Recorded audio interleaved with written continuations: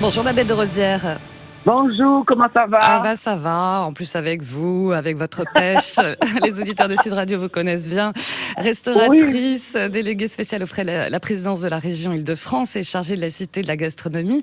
Alors oui, dites-moi, Babette, avant de parler de cette seconde édition là, de la fête des restos dont vous êtes à l'origine, avec Valérie Pécresse, oui. parlons déjà de cette aide-là de la région pour accompagner les restaurateurs en ce moment. Ah ben, écoutez, oui, évidemment, la Hein. région, depuis la pandémie, la région n'a de cesse d'aider les restaurateurs qui étaient, vous savez, impactés. C'était, soi-disant, la cause de la pandémie, c'était les Ouais. restaurateurs. Il s'est avéré que c'était faux. Mais là, l'année dernière, on a fait une édition qui a marché du feu de Dieu parce que il y a bon nombre de restaurants qui n'avaient pas de terrasse. Ouais. Donc là, on est intervenu, c'est justement auprès des maires, leur demander de mettre gracieusement des terrasses en Île-de-France pour tous les restaurateurs qui n'avaient pas de terrasse. Et en plus, on les a accompagnés.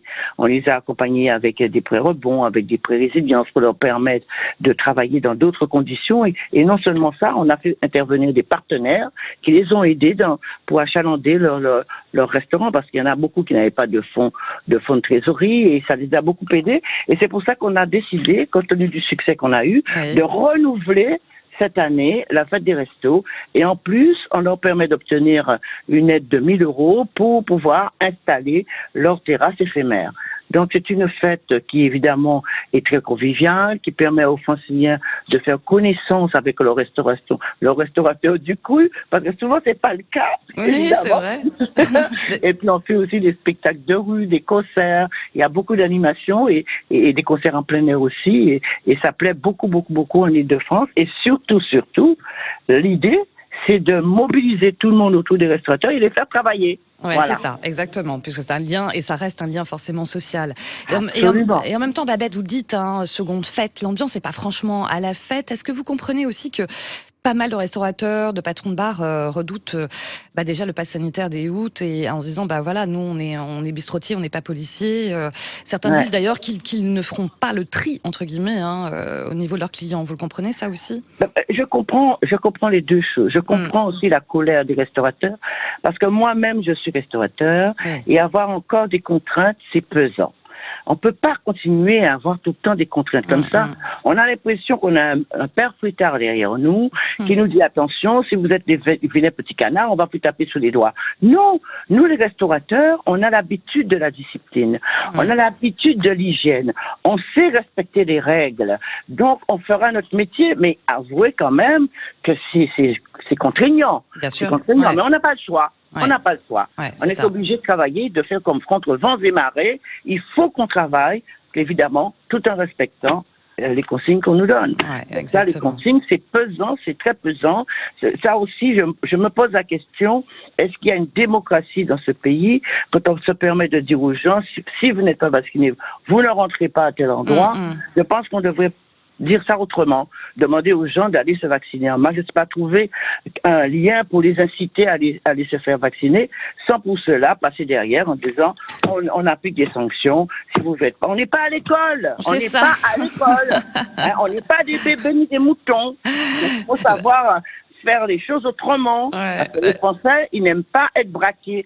Vous savez très bien que la mentalité du Français, c'est quand on leur interdit quelque chose, eh ben c'est là qu'ils vont. c'est Ben ça. oui, c'est comme ça. Voilà. Mais justement, vous, Babette de Rosière, je crois savoir que tous les dimanches, vous faites la tournée des restos, c'est ça, dans différentes Alors, villes d'Île-de-France, c'est ça? tout à fait, tous les dimanches et demain, je serai à la ville de Neuilly-sur-Seine qui nous Ouais. accueille avec beaucoup de gentillesse, beaucoup de convivialité.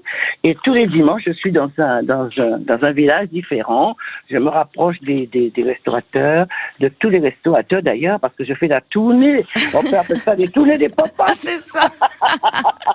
Avec, avec vous, pour le coup, j'imagine, voilà, l'idée, c'est aussi de sonder un peu les restaurateurs avec votre franc-parler à vous et puis voilà, de Voilà. savoir un petit peu quel est le moral des troupes, quoi.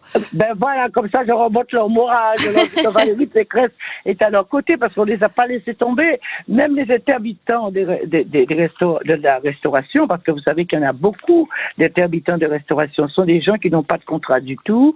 Ce sont des mères Ouais. et des pères de famille qui travaillent comme ça, quand on les appelle sous le pouce, dans des grandes collectivités activités, etc.